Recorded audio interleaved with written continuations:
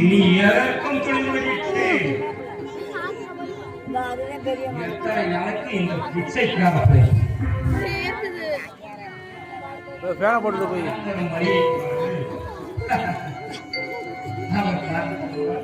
மாமியார் கூட்டு வரேன்ட்டு போறாளா என்ன? கூட்டிட்டு அப்படியே போயிருவாளுங்க. மாமி எங்க இருக்கா? காக்காச்சி சரியா? கல்லறை போகும்போது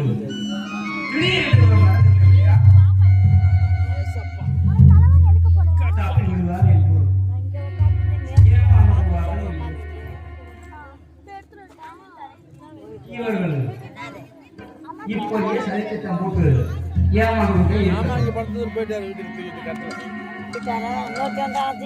யாரு தெரியல அவனு கட்டில தூக்கிட்டு வந்தேன்.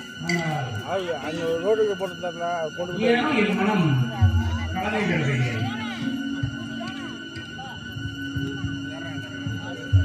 என்ன கொலைபாதகம் இது? 30 வெள்ளிதானா உன் குருவின் மதிப்பு? பாதகம் மா துரோகம்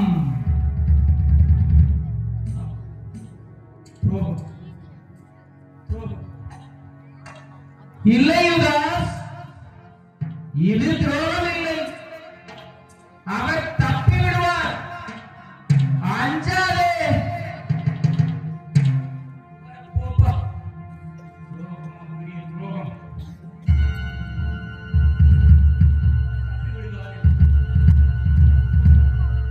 அவர் தப்பிடுவதற்கு இந்த பணத்தில் ஒரு பகுதியை அவரிடமே கொடுத்து விட்டால் போகிறது. ஏனோ என் மனம் இன்னும் கலங்குகிறது.